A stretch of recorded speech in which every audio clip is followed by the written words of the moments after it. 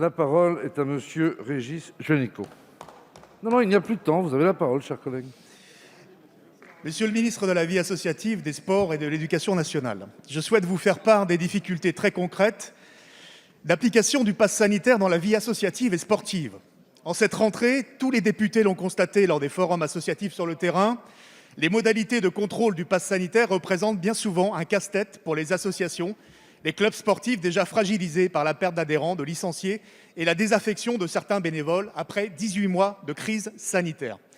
Je prends l'exemple d'une salle municipale polyvalente multi-activités. Celle-ci peut accueillir le matin une assemblée générale associative pour laquelle le pass sanitaire n'est pas obligatoire, quel que soit le nombre de personnes présentes. La même salle pourra accueillir plus tard dans la journée une chorale ou une activité de gym, deux pratiques soumises au pass sanitaire dès le premier participant, mais dispensées du port du masque. En fin de journée, un club d'échecs pourra y venir et cette fois-ci, il faudra un pass sanitaire et un masque, même s'ils sont bien moins nombreux que les adhérents venus le matin pour l'assemblée générale. Une usine à gaz. La situation se complexifie encore pour les mineurs de 12 à 17 ans. Vous êtes ministre de l'Éducation nationale et des Sports. Le pass sanitaire n'est pas exigé en EPS et dans le cadre du sport scolaire pour les élèves. Il le sera pour les mêmes mineurs licenciés dans les associations sportives. 2 poids, 2 mesures. C'est un frein majeur à la reprise de la pratique sportive des plus jeunes générations. Alors que certains ont repris une licence à la rentrée, la réticence de certains parents à les faire vacciner risque d'aller priver d'activité physique en club à compter du 1er octobre, à rebours des enjeux de santé publique et de lutte contre la sédentarité. Devront-ils se faire tester 3 fois par semaine alors que les tests deviendront payants à la mi-octobre ?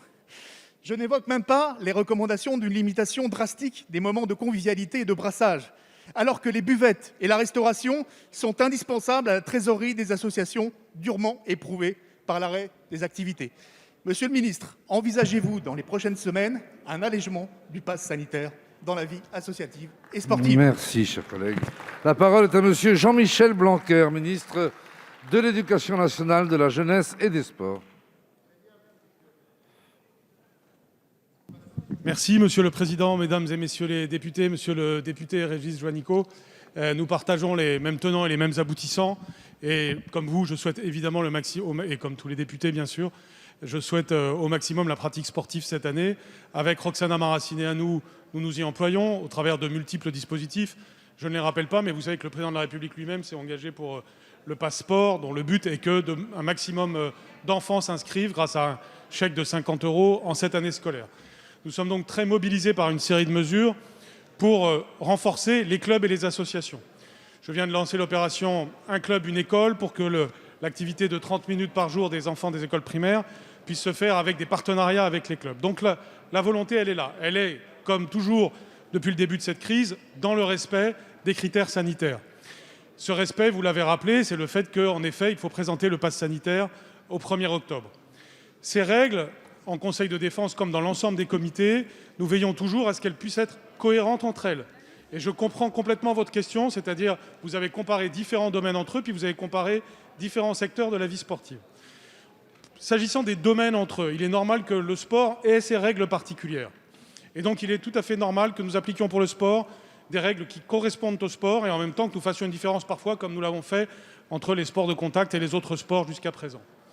Et puis en second lieu, il y a tout ce qui a trait à la vie scolaire. Pour la vie scolaire, nous avons dit depuis le début qu'il n'y avait pas de passe sanitaire, parce que l'école est un monde particulier. Alors c'est vrai, le monde des associations sportives est un peu à cheval entre la vie scolaire et la vie du sport. Donc nous pourrons peut-être faire évoluer les règles, mais elles pourraient peut-être aller dans le sens du pass sanitaire pour les associations sportives. Ce qui est certain, c'est que les décisions que nous avons à prendre ont à tenir compte de la situation sanitaire. Nous allons avoir prochainement un conseil de défense, nous aurons à regarder ce qu'il en est. Ce que je tiens à dire aujourd'hui, c'est que les chiffres sont assez bons, et contrairement à des prévisions parfois inquiétantes qu'il y avait ces derniers temps. Et donc c'est à la lumière de ces évolutions que nous pourrons évoluer éventuellement. Mais aujourd'hui, c'est le pass sanitaire le 1er octobre qui s'impose pour les associations. Merci, Monsieur le Ministre.